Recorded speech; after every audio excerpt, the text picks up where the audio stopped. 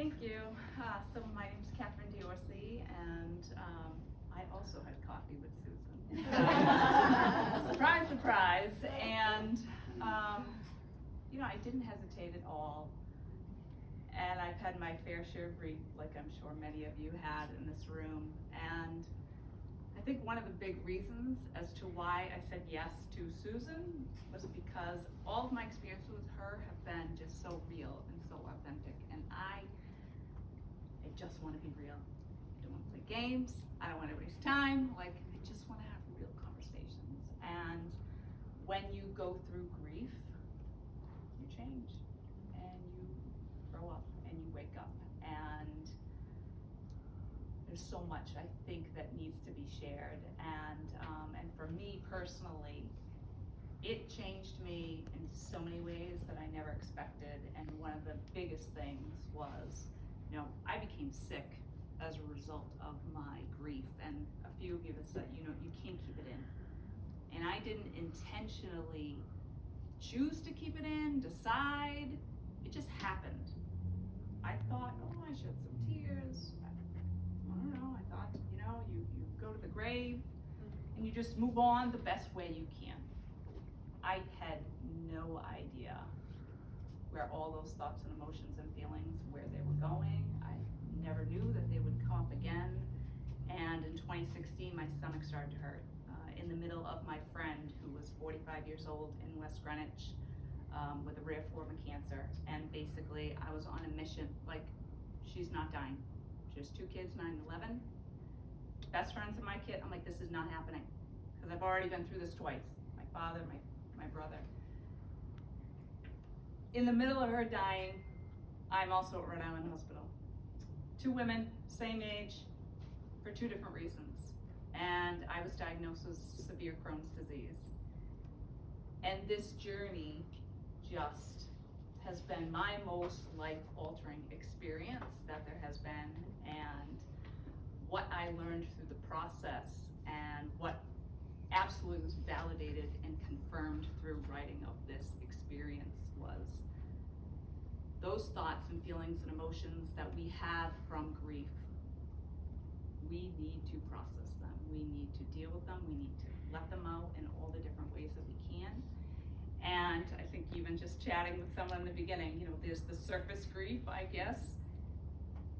Writing the book, I had the most unexpected and really severe reaction. One night, and it was that pressure was building, my partner and I, Lisa, and I was I have to be honest, I've never done this before, I was all over the place. And I knew that all of those deaths and all of the grief had contributed to my health. And so I wanted to put together a story that showcased each one of those, but I'm like, that's a really long story. How do I do this? So many times I was like, oh, and she's like, no, you're just not there, and I'm like, okay. And in the 11th hour, I was still not there. And I knew I was a little stressed, but that stress all of a sudden turned into stomach pain.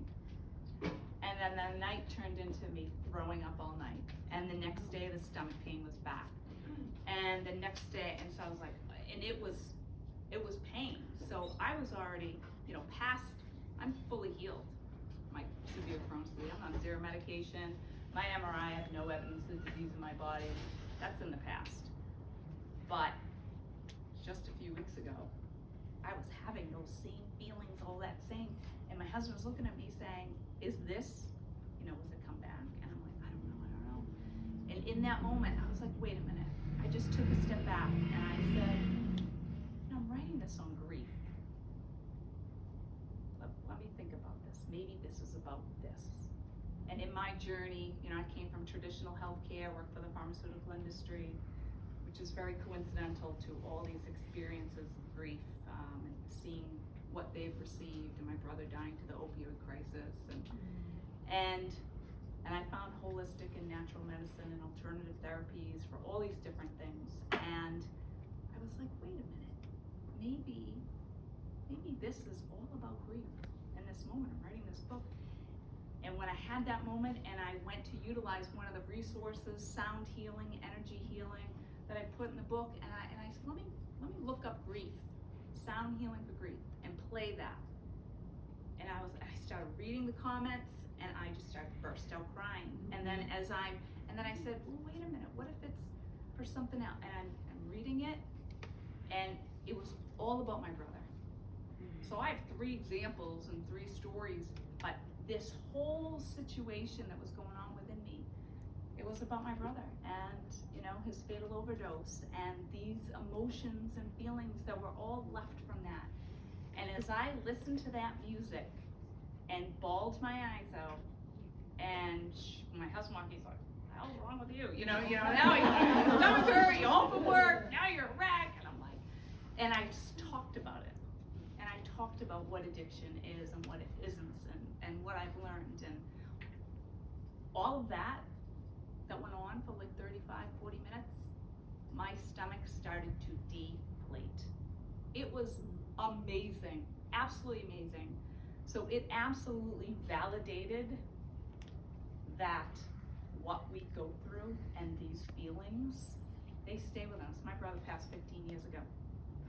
So I had thought I had some moments of letting it out along the way.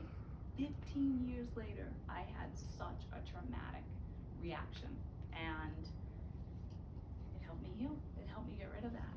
And so I'm just so grateful, as much as it was painful and it really challenged me in every way. I'm just so thankful for the structure that you put behind this, because I'm not a very structured person. And I'm grateful for all of you for just being you and the flow. Like, we all just flowed, and I tend to flow in and out. I'm like, I can make it today, I can't make it here. And we all just flowed with that. Never any judgment. Everyone was just so real. And, I had to do this book and tell this story, because when I look around in the world, I just see so many people who are suffering.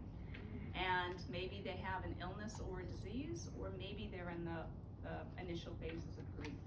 But if you're in those initial phases of grief, I want to prevent you from ever turning into what happened to me.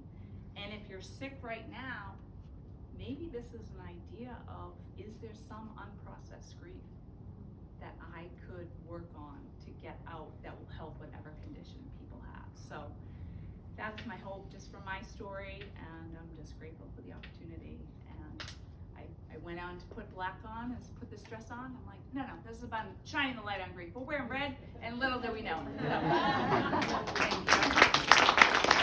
you.